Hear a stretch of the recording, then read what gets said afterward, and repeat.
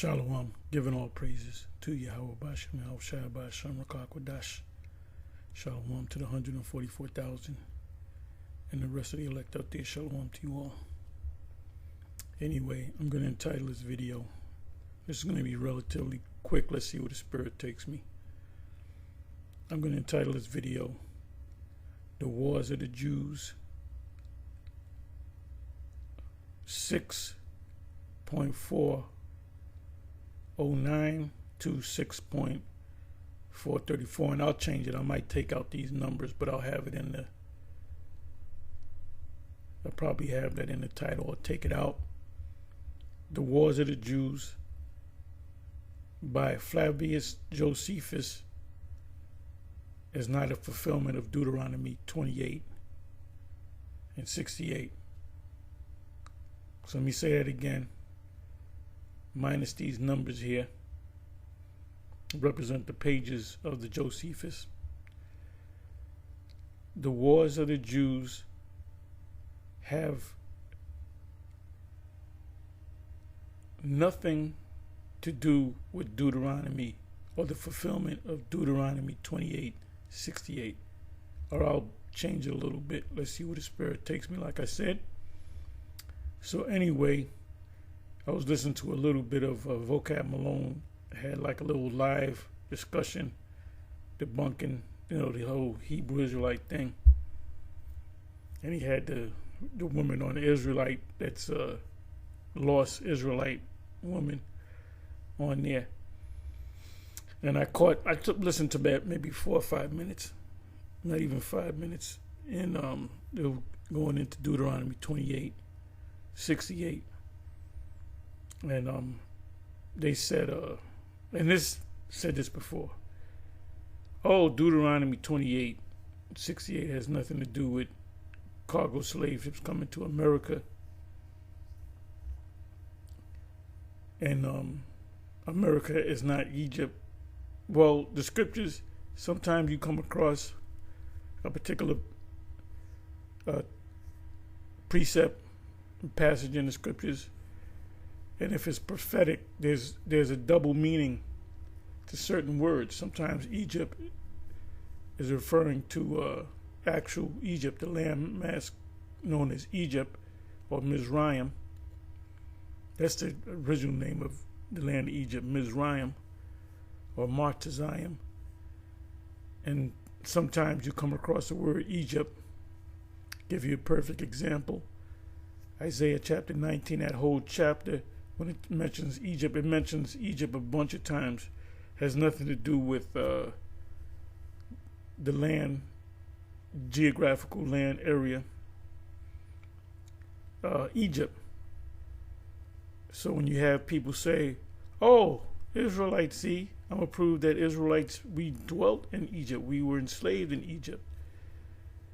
There were always Israelites in Egypt. When you go back during the time of the Maccabees, Antiochus Epiphanes, and so forth. Well, Isaiah chapter 19 has absolutely nothing to do with the actual, like I said, Egypt. It's referring to Babylon the Great. And this is the focus. The focus of this truth, that if you're a prophet, you're a prophet of the Lord, is your focus is here in America. You're going to open up camps is here in America. You're going to have a couple of brothers of the elect that's scattered. They're going to have camps here and there. But the focus is here on America. I always go to Acts chapter 1, round about the 6th verse. The Lord said, you will what do you say? You will speak or prophesy. And merely paraphrasing, I'm not going to go to it.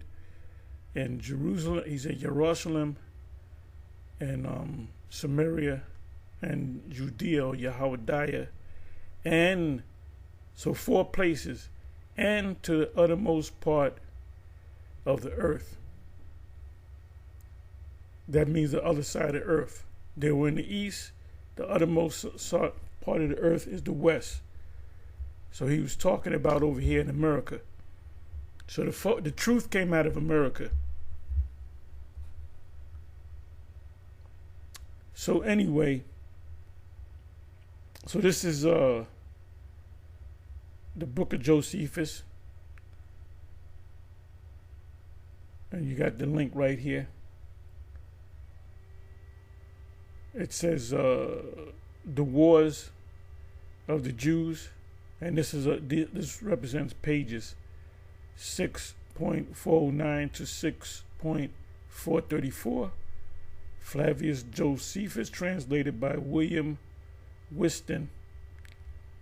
Now I'm going to mainly read this right here and then some of this,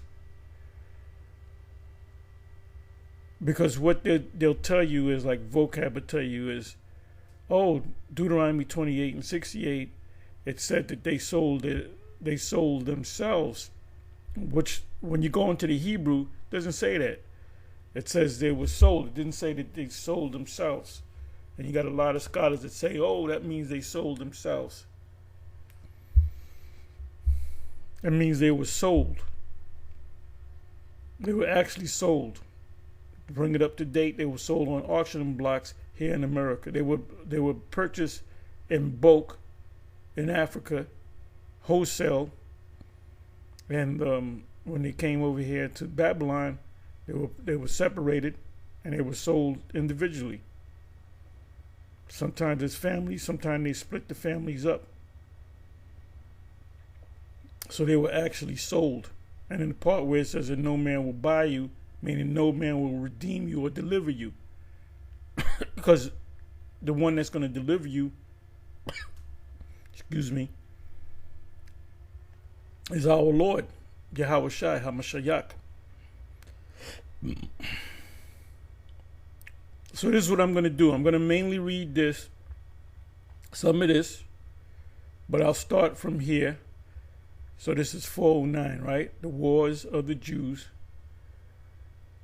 And if you notice, you got these different Israelite camps that have, popped up all over the place after July of 2007.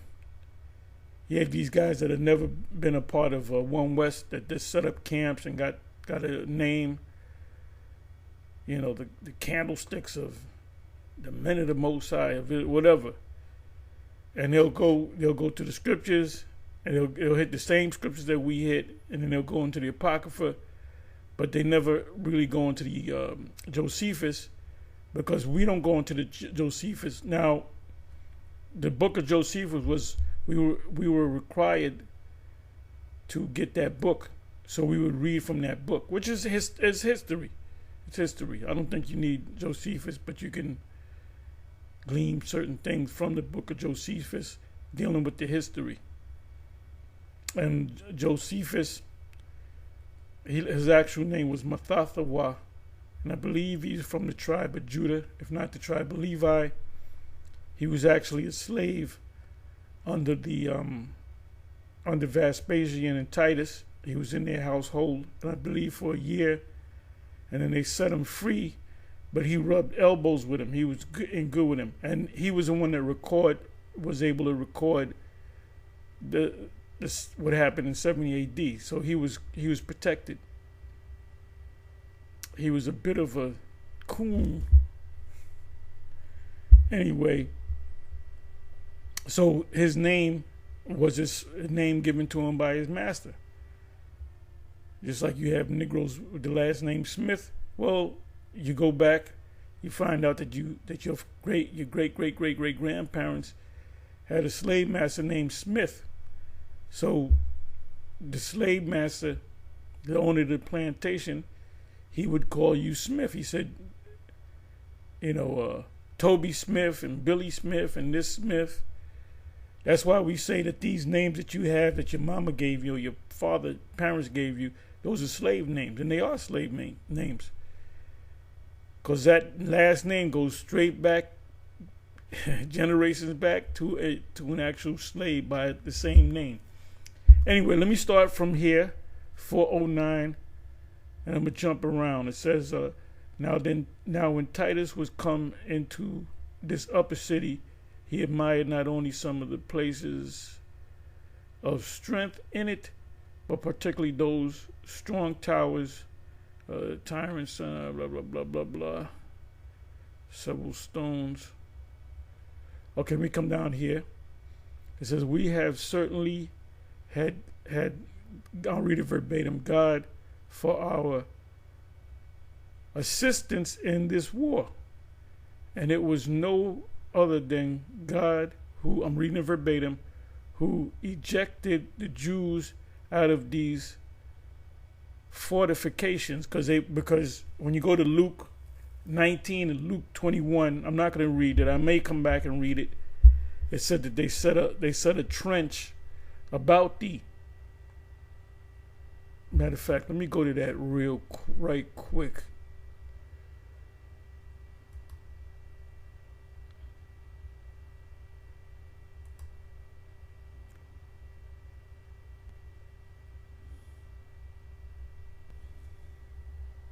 Luke 19.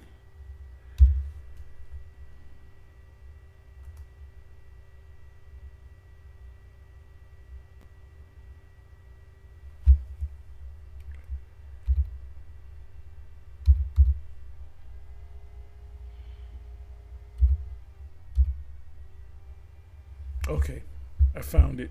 I knew it was somewhere around the 40th verse. Wasn't sure exactly. It was 40, 41, it's 43. It said, for the days shall come upon thee that thine enemies, which are the Romans, shall cast a trench about thee and compass thee round and keep thee in on every side.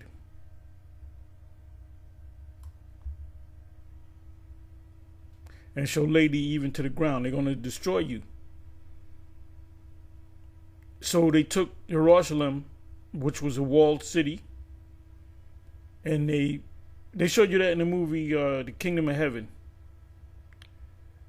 And what they did, what the Romans did, what the Roman armies did, was they built a wall around the wall that we had to keep us locked in. So nobody could leave and nobody could come in. So that's what this means. As a matter of fact, let me do this just to see what the commentators say.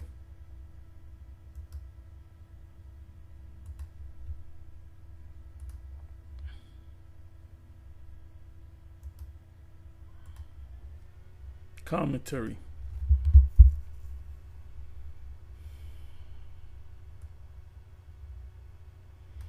Because you'll say, well, you Israelites, you black Hebrew Israelites, you make shit up.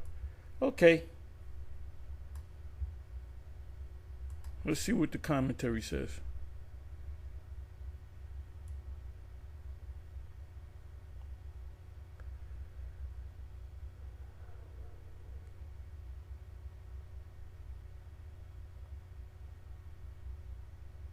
Okay, so right here, Cambridge, the days often used of troublous times, like the Latin tempora, shall cast a trench about thee, rather shall surround thee with a palisade. A palisade is a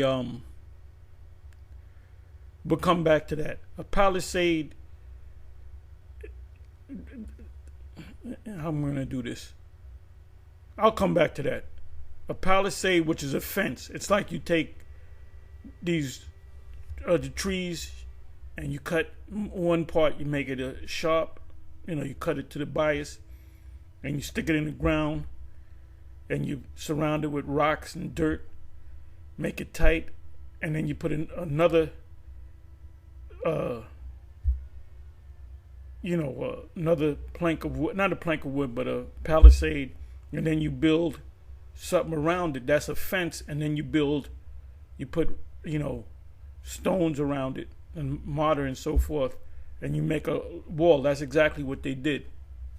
It says, shall surround you with a palisade, and remember the word palisade. Isaiah 29:31. This is not the Josephus, the what do you call that?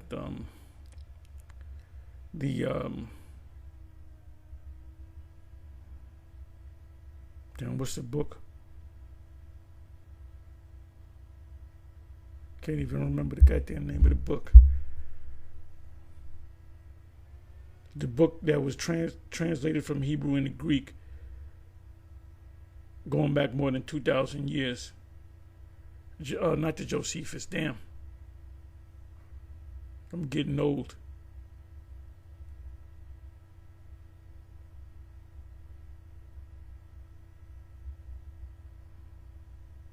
Not the Josephus.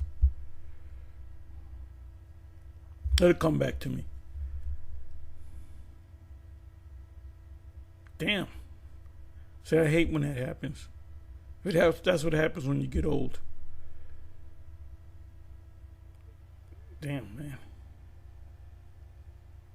But it's LLX. Matter of fact, let me do this. I'm sorry. Let me do this.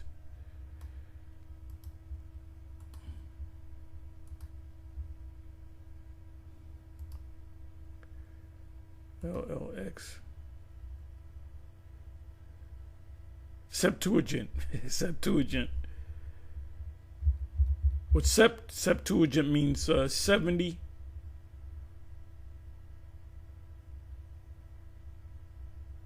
So that's the Septuagint. That's all I wanted from that. So when they put LXX, you know that that's referring to the Septuagint. It said literally fulfilled 40 years after at the siege of Jerusalem, when Titus, the Roman general, surrounded the city first with a palisade mound and then with a wall of masonry. Keep the inn on every side. The blockage established was a terribly rigid that myriads of the Jews perished of starvation. They were eating their babies. And this is what this guy Benjamin Netanyahu is doing to these Palestinians. And a lot of them Palestinians are Israelites. They're starving them out. That's why you had that food program giving them food. They killed 19 people, and they couldn't say, oh, we didn't know, we thought they were terrorists. And they had trucks that in bold letters, this particular company that made food for the people. They were helping the people. So we're seeing hey, the devil's come down having great wrath because he knows that he had but a short time. He knows that his time is up. And small hats and East are Edomites. They're just Edomites, man. The Romans are descend from the Edomites. Jewish scholars will tell you that.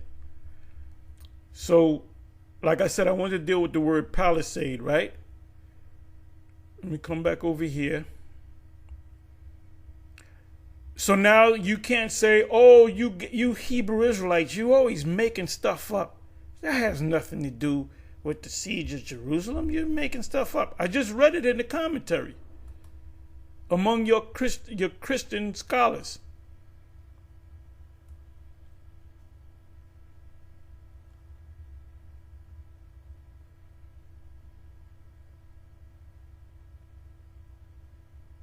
Let me see what it says over here. So Cambridge got it right. Let me see.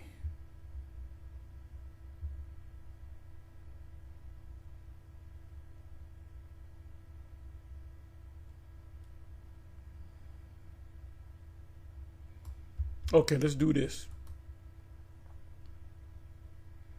So let's look up the word trench. For the day shall come upon thee that the enemies, which are the Romans, shall cast a trench about thee and compass thee round and keep thee in on every side. So now let's look up the word trench.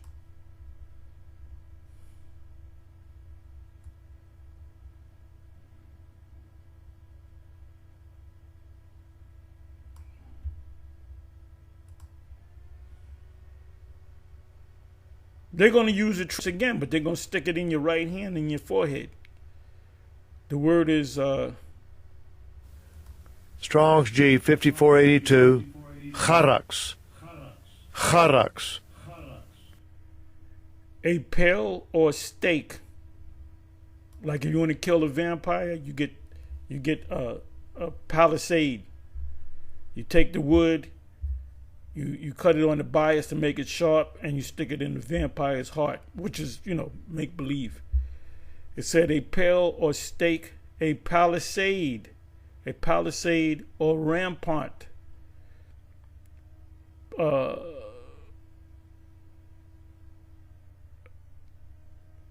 A pale between which earth, stones, trees, and timber are heaped and packed together.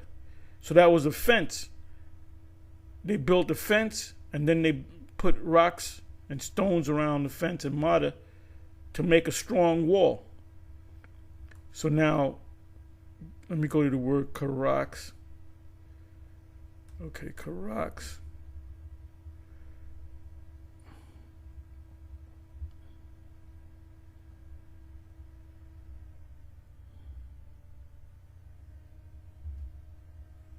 Let me do it this way.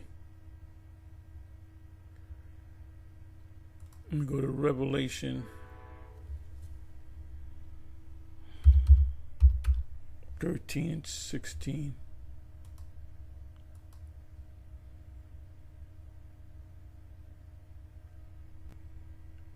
And it calls the receiver mark. Let's look up the word mark.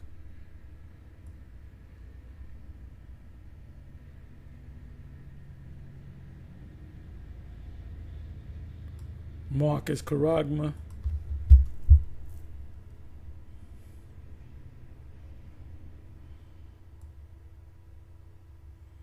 A stamp, an imprinted mark of the mark stamped on the forehead or the right hand as the badge of the followers of the Antichrist.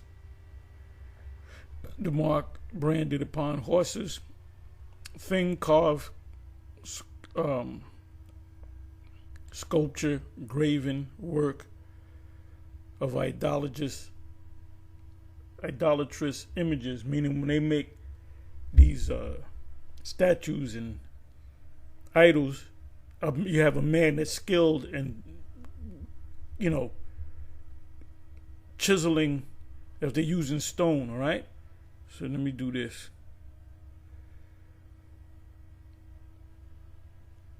It tells you right here. The word charagma also means graven. When they give you that MOTB, the micro C hip, it's going to be stuck in you. So now, we already know this. I'm just doing this for you newer people. So what's the root word for charagma? It's the word is charax, which means what? A pale or stake, a palisade or rampart. Let me see where it's going to send me back to. It's going to send me right to Luke, which is the fence. This right here, the charax is the charagma and the charax kind of go together. You have the thing, the needle that sticks into you, and then you have the thing, the mark or the chip that goes inside of you. So charagma and charax works together. That's why they say that's the root of the word charagma. To sharpen to a point akin through the idea of sketching. The old saying was just written in stone, because in the ancient world they wrote things on stone. It's written in stone. That means you can't erase it. So I wanted to go through that just to show you that Luke 19:43 is referring to the Romans, 70 AD. 70 AD. Now let me come back over here.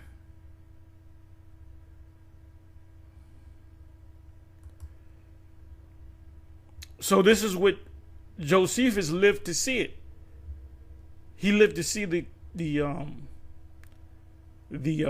fulfillment of what Yahushua said.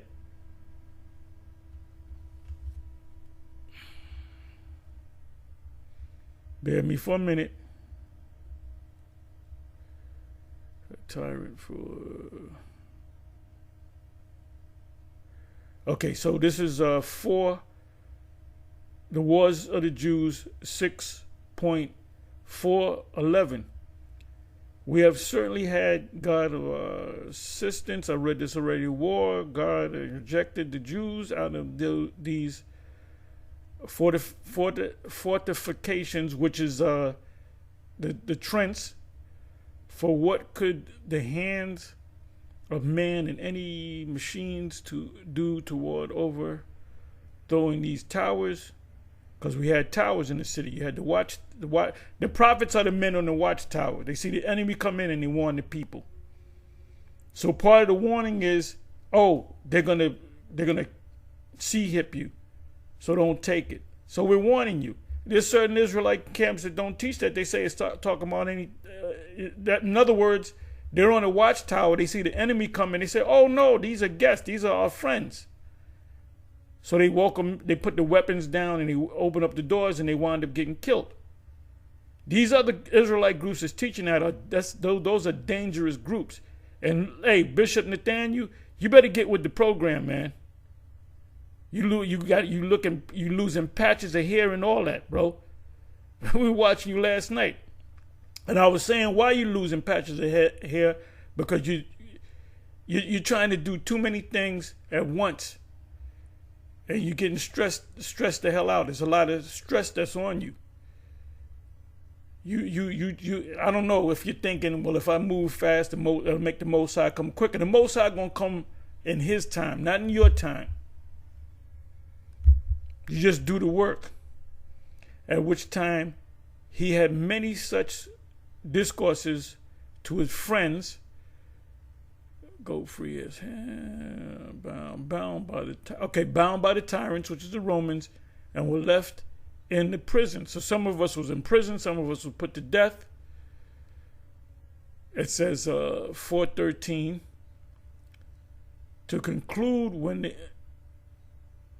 he entirely demolished the rest of the city, which is Jerusalem, and overthrew its walls, which is the walls of Jerusalem, he left these towers as a monument of his good fortune. Okay, we're going to leave the watchtowers up, which had proven his auxiliaries, and enabled him to take what could not otherwise have been taken by him.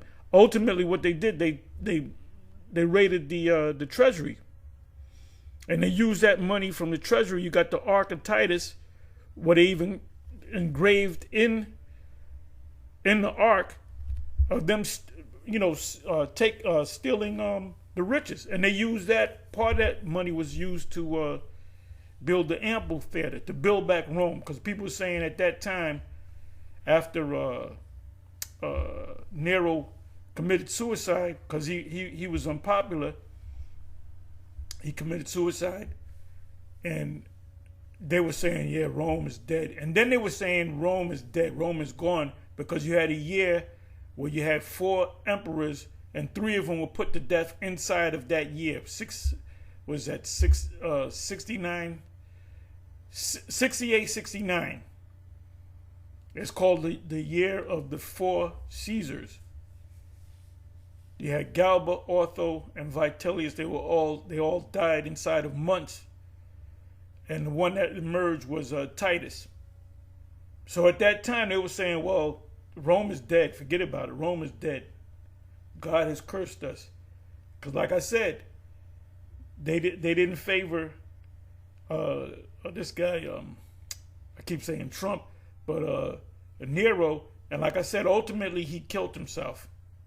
Then you had a succession of 3 other Caesars that were taken out. One of them committed suicide.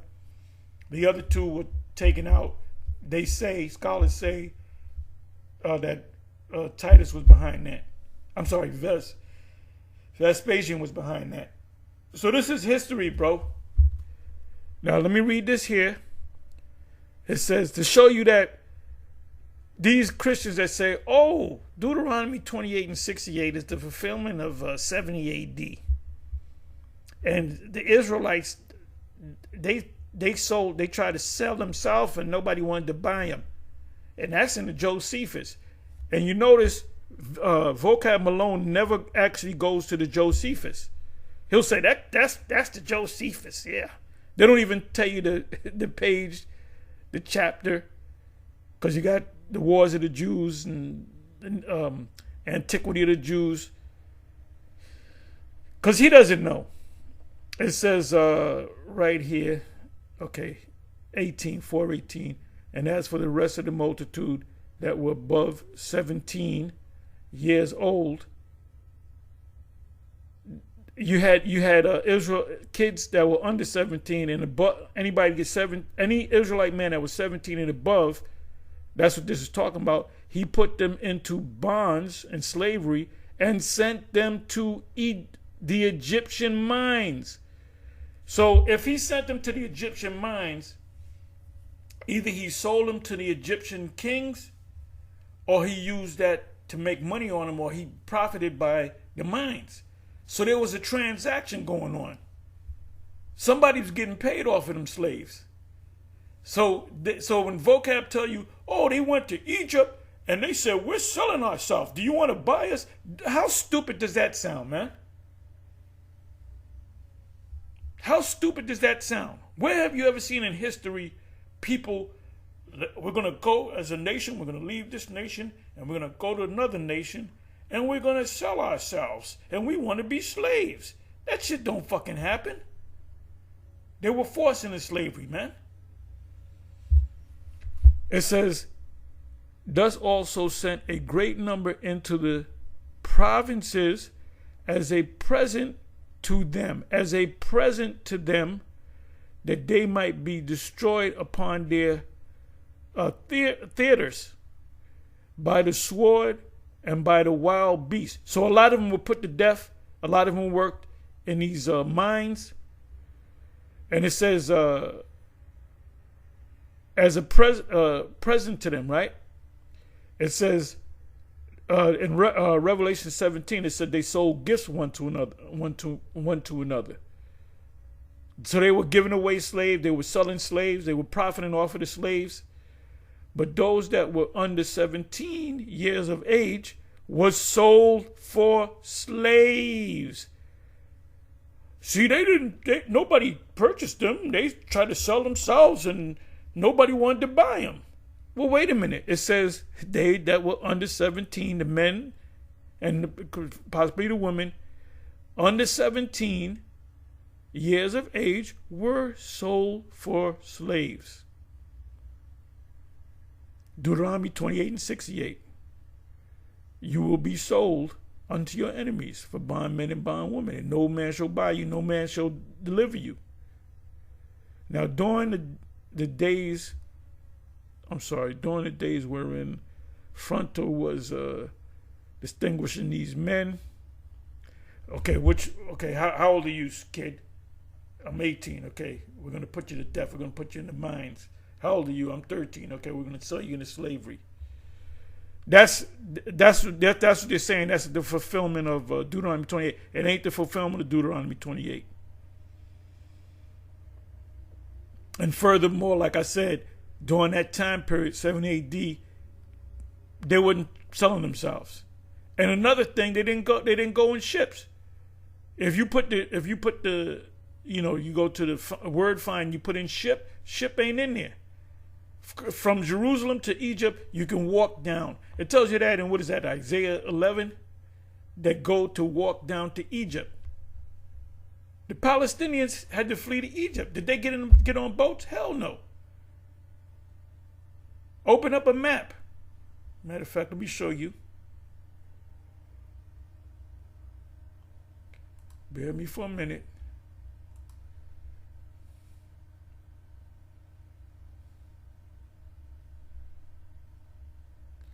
Okay, let me open this up. Okay, so this is this is Gaza, right? And that's Egypt. Why would they get on ships to do this? Okay, get them on ships. Why would they get on ships to do this? The ships that they got on, they were over here. The ships that they got on were slave ships that came to the Americas. Then you had ships coming over here, South America, and so forth. So we are those people. We are those people.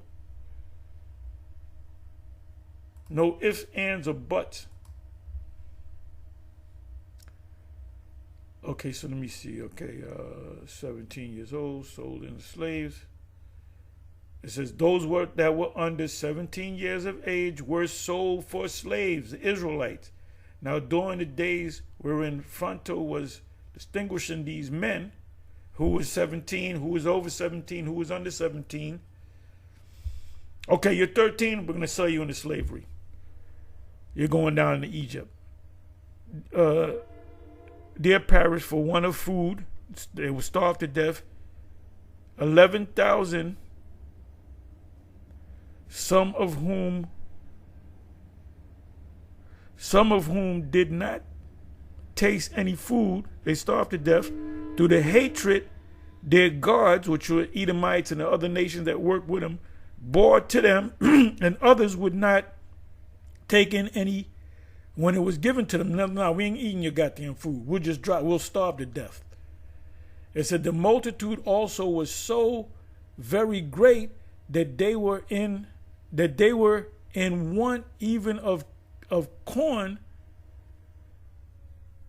to their sustenance. So they wanted to eat. Read a little bit more. 6.420. Now the number of those that were carried captive, because if you carry captive, there's a transaction. Somebody's getting paid. Okay? During the whole war was collected to be 97,000, as was the number of those that perished during the whole siege of 70 AD, 1,100,000, which is 1,100,000, or 1.1 thousand Israelites, the greater part of whom were indeed of the same nation with the citizens of Jerusalem. So they enslaved other people too. And a lot of them were Israelite foreigners. And they even, the ones that came in, Deuteronomy 16 and 16, 3 times out of the year, a lot of them got caught up in it. They wasn't even living in Jerusalem, and they happened to be there at the wrong time, the wrong place at the wrong time, but not belonging to the city itself, for they were come up from all the countries to the feast of unleavened bread, which is the Passover. That happened every year. The biggest group of people came from Egypt. You had Israelites living in Egypt, man. That's Acts chapter 2, verse 5. And there were Jews, devout men out of every nation under heaven. It says they came out from the country to the feast of unleavened bread. So these were Israelites. And I'm sorry, let me do this. And were on a sudden shut up by an army, the Romans. They were saying, "Look, we're not from Jerusalem. We're from." They don't want to care. You're a black man. You're going into slavery, or you're going to get put to death. Which at the very first occasion, so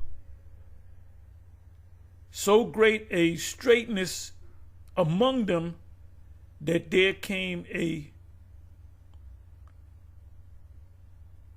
pestilential destruction, a pestilence upon them. So they were dying of diseases. And soon after such a famine has destroyed them more suddenly. So the diseases were killing them more than the Romans. And that the city, and a lot of them starved, a lot of them ate their children. And that, and their parents and so forth, they involved themselves in the act of cannibalism. It says in that, see, this is the Most High punishing us. He punished us. You think he gonna be nice to y'all? Read Jeremiah 49. It spoke about the cup. The cup was given to us. Now it's gonna be given to you, and it's gonna be worse. It says that's why these devils are scrambling to stay in power, because they know that they have but a short time. It says, and that this city contains so many people in it is manifest by the number of them which was taken under Cestius, I guess a Roman guy. I got to go into him, who being desirous of informing Nero, this was during the time of Nero, so you had Nero, had to be around 66, 67, 68, of the power of the city, whose otherwise were disposed to the contemn that nation, and treated the high priests, so they allowed them to keep their laws, if the thing were possible, to take the number of their whole multitude.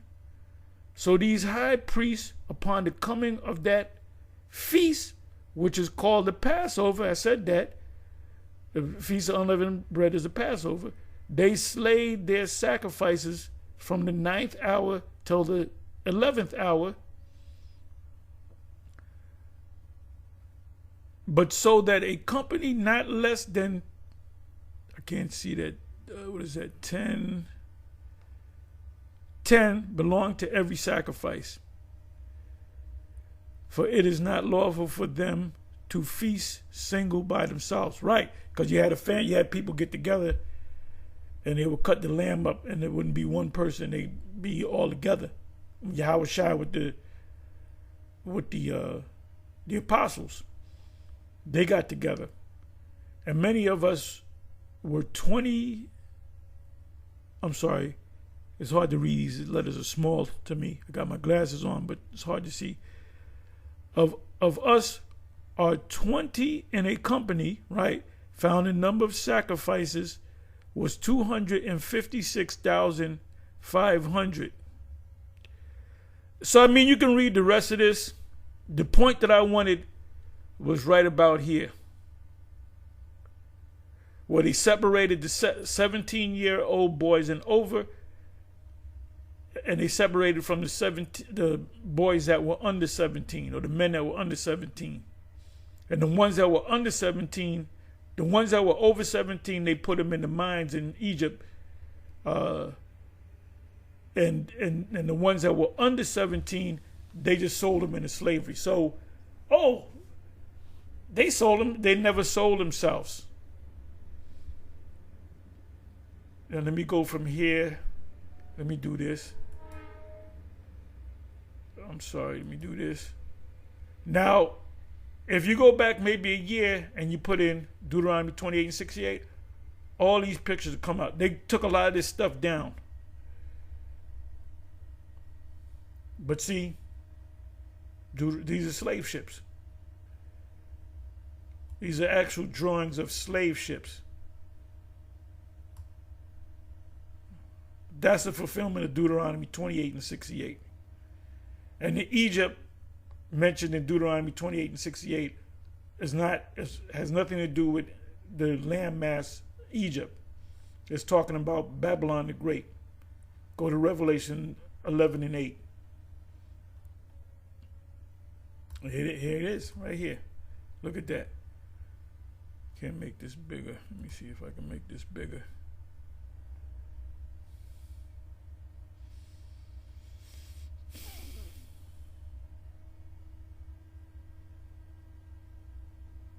See, this thing's, I'm having a hard time bringing this up.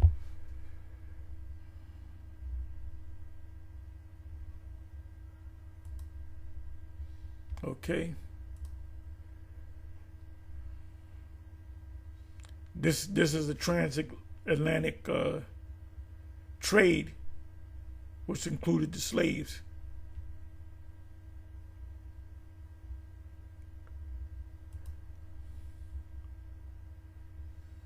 Let me do this here.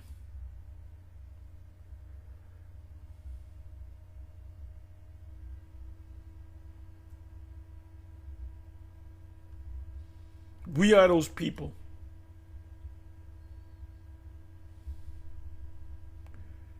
Okay, right here, 28:48. What does it say?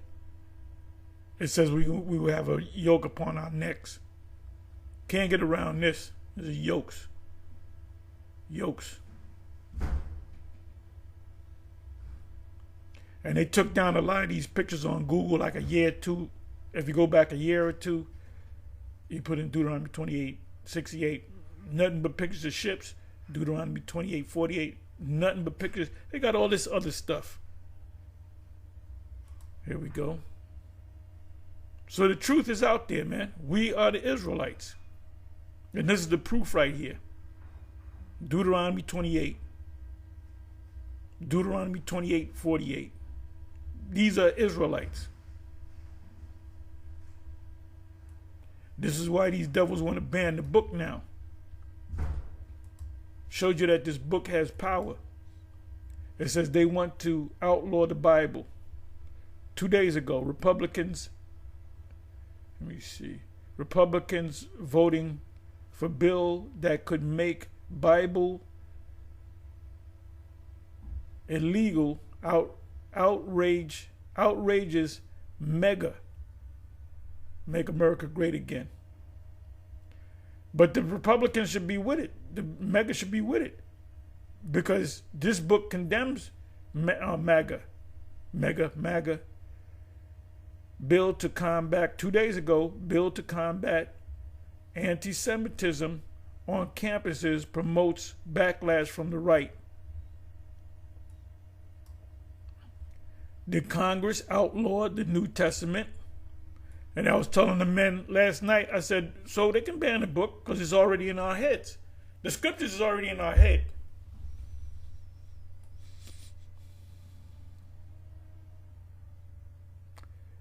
BBC, this is a year ago, almost to the day. BBC, this is from Britain, British Broadcasting Company. Utah, which is here in America, primary schools ban Bible for vulgarity and violence. The real reason why they banning the Bible, they want to do away with the scriptures, because we connected ourselves to the scriptures.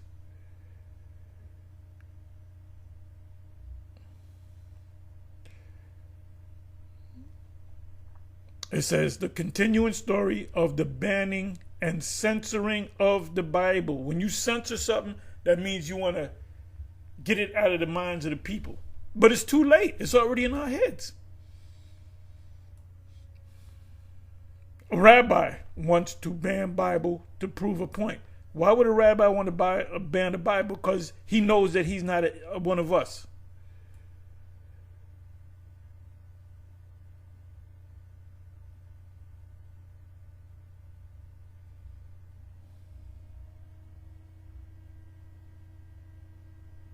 So these African books, the 42 negative confessions and all that, the Ma'at, all these different books, they ain't talking about banning that because it doesn't wake you up.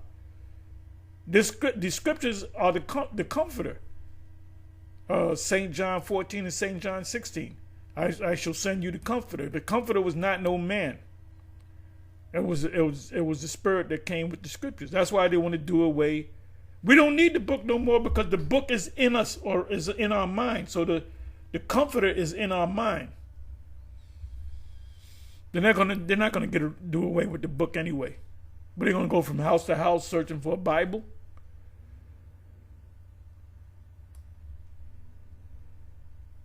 Capital update: ban the Bible. Bills are back. The real reason is we connect ourselves to the scriptures.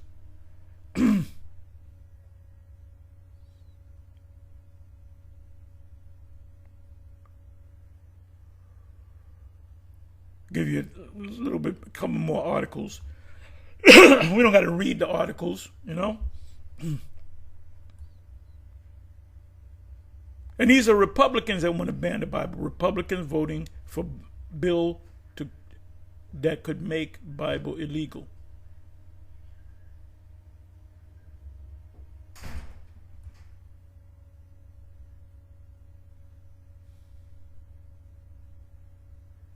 Rabbi wants Bible removed from Palm Beach County. We don't want that. The Bible is to these people, these Edomites. It's the Bible is a stake, a sharpened stake that's gonna go into their heart. They're vampires.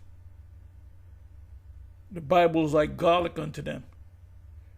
Bible won't be banned in Palm Springs County School.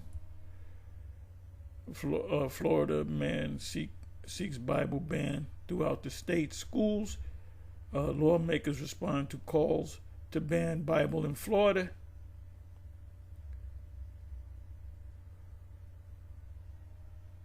Why the Bible is getting pulled off school bookshelves. So these people, it tells you, let me do this, and I'm gonna get ready to close. All right, let me see here. Let me do this. I believe it's in Psalms 10.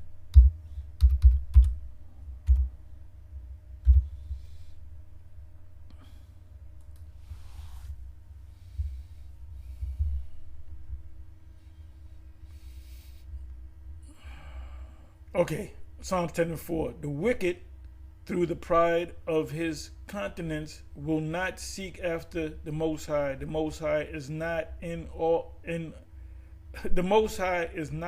all his thoughts. So he ain't thinking that he's not connected to the scriptures. But he found out that there's the people of the Bible connected themselves to the scriptures. So they say, we got to ban this thing, man. And they figure if they can destroy this book, that the prophecies will cease, that the Lord will not come back. How stupid can you be? Like I said, the scriptures are already in our mind. So when they ban everything, when they, do away with the YouTube, and they're doing it with TikTok, and it's going to go down the line. They got rid of Alex Jones. They cut him off for all platforms, and he ain't even got the truth. So what you think they're going to do with what we got? And the ones of you that have been studying, have been taking this thing seriously, you're going to look for some answers, and you ain't going to find them. You ain't going to find us, man.